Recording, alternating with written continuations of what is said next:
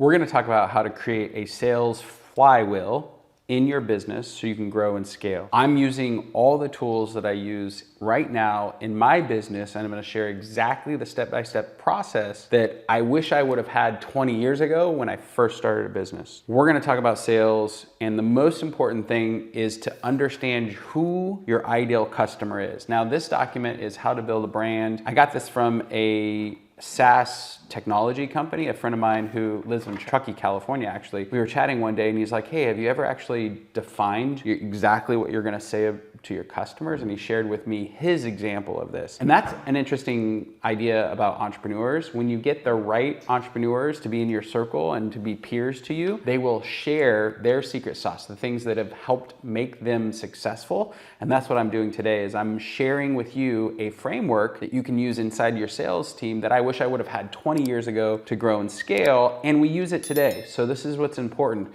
This isn't something I read about, or it's not something that I thought about. This is actually what we use inside of all of my companies in order to define the sales process.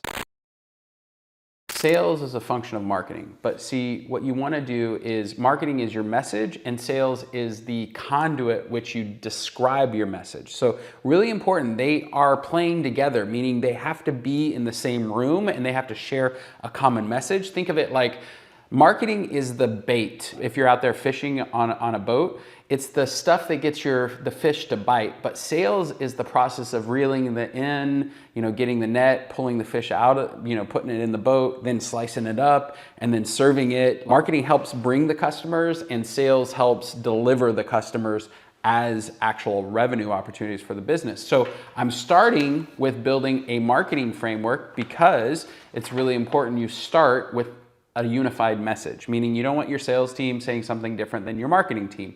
So the very first thing is, who are your customers and what do you actually offer them? And I like the framework, or think of it like, hey, who's gonna buy my service or product and what's in it for them when they buy my service or product? So you wanna write that down.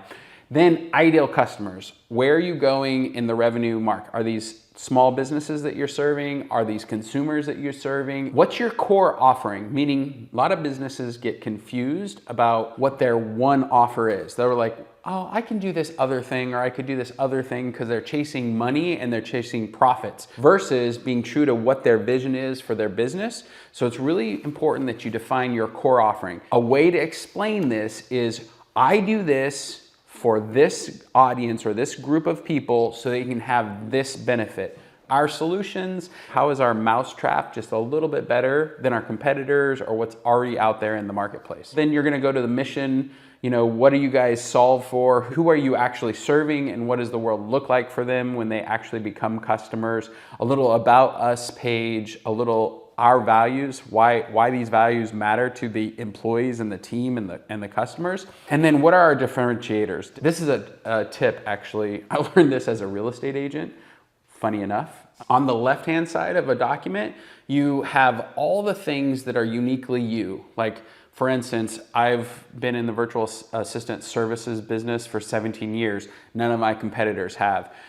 We only hire the top 0.5% of talent because we get hundreds of thousands of applicants every year, and nobody has that many applicants. And so on the left-hand side, you're stating as differentiators all the things that only you can be. And then on the right-hand side, you have your competitors, and then they don't have a check mark next to them. Your differentiators are the things that are uniquely you, that make you special, and they can't be duplicated by your customers or by your competitors. So that's what differentiators are. And then how we do it. Like, how do you deliver your product or service that is just unique or different or better? These are the basics of a marketing framework. And why this matters for sales is because you don't want your 10 or 20 salespeople all jumping around and saying things differently. You want them to sound exactly like you, saying it exactly the same way you are.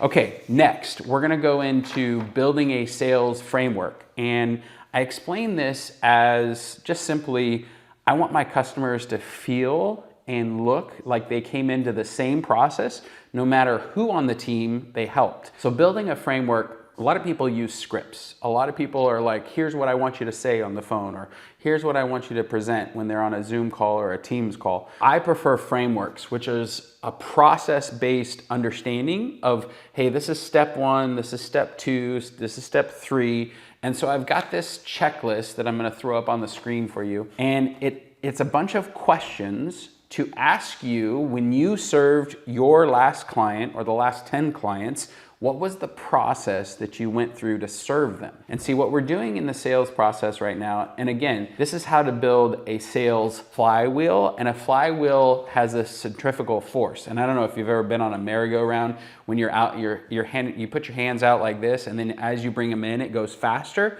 Well, that's the same process for an entrepreneur. When you're out there doing the work, it can go only so fast. But as you kind of step back and let others take on, hopefully that wheel starts spinning faster and faster and faster. That's how you know you've created a sales flywheel. So in this framework, the first question is like, hey, what question can we ask to help build rapport with a customer? The second question, what's the most important reason between you and the customer, the potential customer? What's the important reason for them being there? Like what's important to them? What makes them kind of being interested in having this sales conversation? Being hyper-focused on the customer's win is step 2. Step 3, identify the service or provide and establish their needs. See, they're not coming in to you to waste their time. They're not coming in to talk to you about the weather or about that baseball game or whatever else. They're in there because they have a business need or a consumer need. As a salesperson, you have to hone in on that need and be hyper-focused on it. So the next step is simply understand the customer's need and why it's important to them. All this process up to now is just to understand how to build rapport with a customer, why they're there, what their customer need is, and just kind of your information gathering. The next step is actually use that information to leverage the information that they provided and the services or products that you sell so that you can give them a presentation as to why your service or product is ideal for them, is gonna help them solve their problem or need. Or in this case, you know, maybe you've gathered all the information and they're just not a fit. This is the place for you to opt out, say, hey, unfortunately, you know, we go back to this idea of what your core offering is. For instance, if you sell one thing and the customer comes in and says, I know you sell this one thing, but I need you to do this one thing, and then I need you to do the next thing and the next thing, and you're like, I don't do 2 or 3, I only do 1. This is the place where you can politely say that, unfortunately, all we do is service 1, and I'd be super excited to help you do the service 1, but we just can't. So in this moment, you're either pushing them off the bus or pulling them onto the bus. You're actually going to do some sort of a presentation with your value proposition and why the world is better if they decide to become customers. And then you want to paint the picture, a place where you've solved their problem, you've actually they've come on board as a customer, and you're vision casting for that customer what it will be like. So I literally will say, hey, how important is this problem? If we don't solve this problem today, what's at stake? And this is the process that you want to go through. And again, you've got to use your expertise to build this process for yourself. So it's on the screen. You can actually go through and download this, or you can go below in the comments and grab a copy of all these documents that I'm going to be sharing with you, because it's really important. While you're there, by the way, hit subscribe, because that's what makes this all worth it for everybody. Is I share content, you like content, you download the content, hopefully you grow and scale, and you get all my other videos, which would be cool. Okay, the next step is share a piece of value. It's really important that your customers walk away from interacting with you with information or knowledge or something of value that helps equip them to make a decision to either buy your service or product. So it's really important. Can I give them a blog? Can I give them a piece of information? Can I give them a bid with more details? Can I show them the process of like what it's gonna be like to buy my product or service? Like, this is a huge part of the sales process, is you wanna make sure that you're planting a seed in them. Like, this world is gonna be better when you do X, Y, and Z with us. And then what documentation do you have in process? Some people put bids out, some people have contracts, some people just need an order form. Sometimes you just need to collect a credit card and call it a day. Just know what the buying process looks like and make sure you clearly articulate and define it for your customers. And then ask the customer, And this is a big deal, by the way. And we're talking about building a flywheel. So again, that flywheel means that there's got to be more than just this one customer interaction. So in this space, like, hey, this is the time to ask the customer, hey, did I do a good job? Did I give you the information that you need? Do you feel like you can trust me? Where are we at with this conversation? Is this been good for you? I like to just simply ask the customer, hey, on a scale of 1 to 10, how do you feel about our time together? Was this really valuable for you, or was it a complete waste of time? What's wild is salespeople are scared of doing that, but it's the best thing in the world is to get feedback. Feedback is the breakfast of champions. And so really important that you ask the customer, hey, was this good for you? So this is a sales framework. If you just go through your selling process, your customer's journey, and you outline this process, you can actually teach others to sell on your behalf. And it's a really, really, really big deal. Okay, I wanna go over the last piece of creating a sales flywheel. I've got a couple of frameworks that I think are really important for salespeople. Number one is the 4 Ps. So your salespeople need to be prospecting. Prospecting and talking to customer is the air that we breathe. It's the thing that generates revenue for our business. And so it's really important that if you're not currently with a client, your sales team is trying to get with a client. So getting with a client is presenting, so you're in a sales conversation with a potential client. That's the second P. And then the third is persistent follow-up. Some products and services you pitch and they just buy. But most of the time, there's some follow-up, whether that's email or text or a second meeting. Maybe you're enterprise sales. Maybe your product has a 6 months or a 1-year sales process.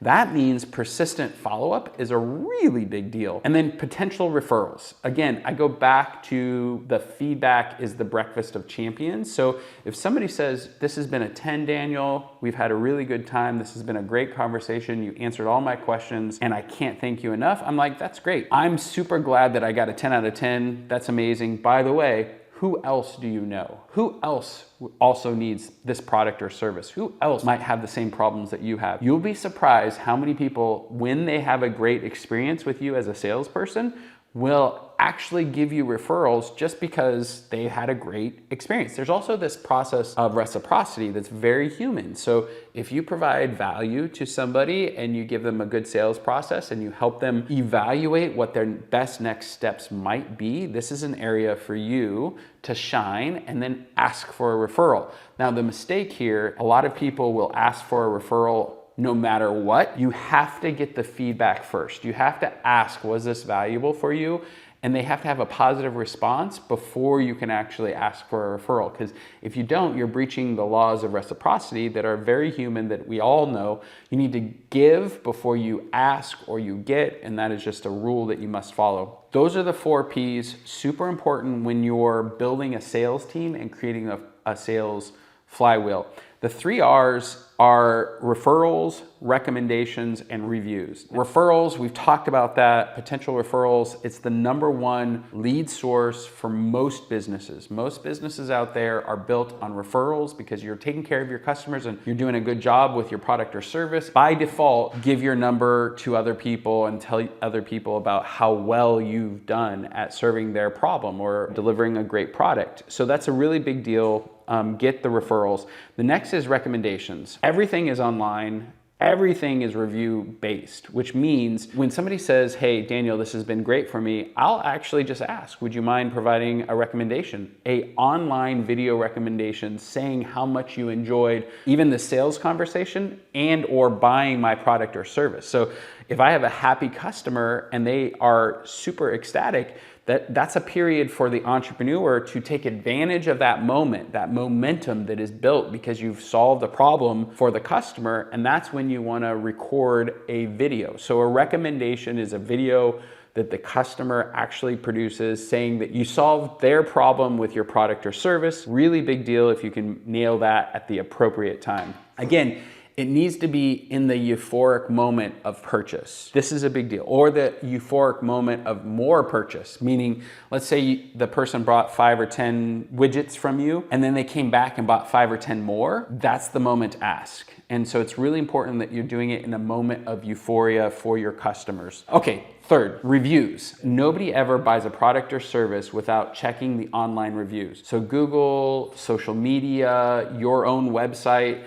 those are places to make sure your best customers are prominently featured with 5-star reviews. I learned this actually from a digital marketing person that we hired almost 7-8 years ago. And we were asking for reviews, but we were like sadly asking for reviews. Please give me a review if you enjoyed your product or service.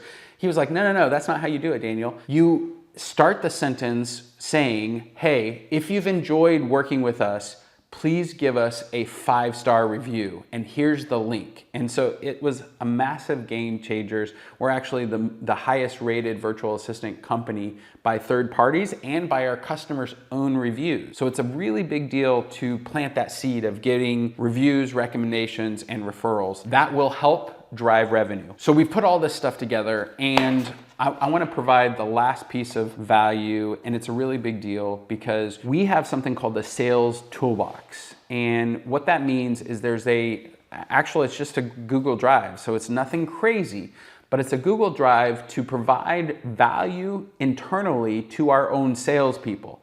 And a lot of people miss this. As the entrepreneur, we have buried ourselves in understanding the customer's problems. We've buried ourselves in understanding our product and service, meaning we've gone to town understanding every angle of what the customer needs. Then we've delivered it at a really high level and we know everything about the business. So when we bring a salesperson in to sell on our behalf, we skip the fact that that salesperson just simply doesn't have our experience. They don't have our lived wisdom inside of our own business. There's just 0 ways to replace my 20 years of experience building businesses. Like I can talk to you all day long on this video about sales and what it's like, but I've lived having to build sales teams. So I have experience and wisdom that just simply is difficult to duplicate, even explain in a video, and yet I do my best by creating a sales toolbox for our sales team, which has our presentation, has a binder with our sales process in it, has the sales reps process. So right now I'm naming all the things that we provide to our salespeople so that they can win. So they have a copy of our framework. They have a copy of our marketing framework. They have a copy of our presentation. They have video copies of me actually doing the presentation. They have a binder with all these things lined up in that binder so they can refer to it anytime they want to. We also have a process outlined in our CRM of exactly what they need to put in depending on the stages of the customer's journey, right? So we want them to put notes. We want them to fill out the information a particular way. We've got that documented in our sales toolbox. Okay, how often do we want them to follow up with customers? What's the process if you find yourself without a customer presentation to do? What's the expectation of who they should be calling and what should they be saying? So we have our frameworks and scripts and all of our processes, top 5 activities for leads to show up. Like here's a big deal. You book a sales call with somebody, so tomorrow at 2 o'clock. Well, guess what? There's a higher percentage of them showing up if it's on their calendar and they've actually accepted it. Here's another a way to like drive people to show up. Have somebody call them the morning of, send them a text and say, hey, I'm looking forward to seeing you today at 2 o'clock. So we have the highest probable activities a salesperson can do inside of our business so that the leads show up for consultation. Then we have the 3 R's and the 4 P's. We have objection handlers. Guess what? This is something that blows my mind. A new entrepreneur who's building a sales team, in their head, they just know what to say, but they have failed to actually document it. It's not difficult. You can actually go into ChatGPT, push the button on your phone, and then just voice the objections. What are the top 20 objections that your business gets? What are the questions that every single customer asks? Like, how do I train them? How do I get them on board? So we have that document outlined in our sales toolbox. How to use the technology. Guess what? There's a calendar scheduling, there's a Zoom thing, there's a CRM, there's a marketing automation, there's a whole bunch of technology. I mean, just simply sending an email, making sure it's copied to the CRM so that there's a record that an email or a text or a phone call, there is a process for that. So we've documented all of our technology and all of our processes so that somebody has a reference document also to see.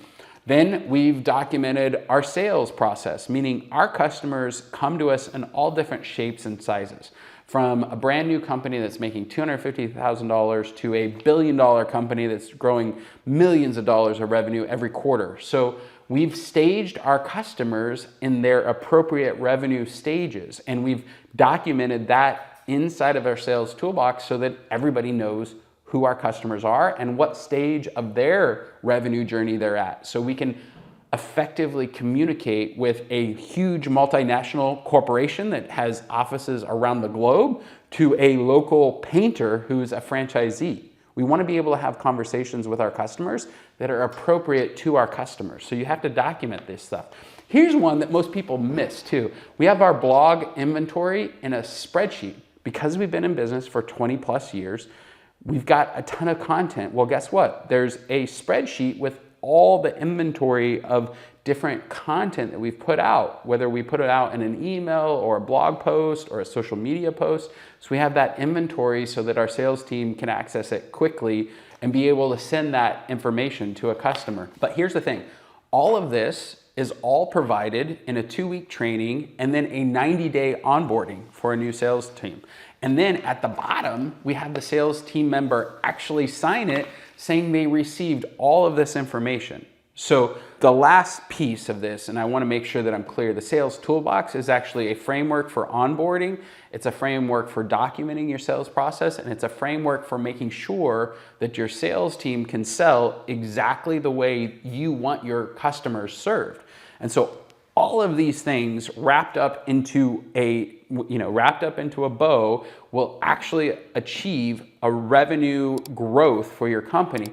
And this is the number one job of a CEO, is to drive revenue for your company. And what I just shared is 4 frameworks that you can actually rip off and redistribute into your own business so that you can also drive revenue in your business.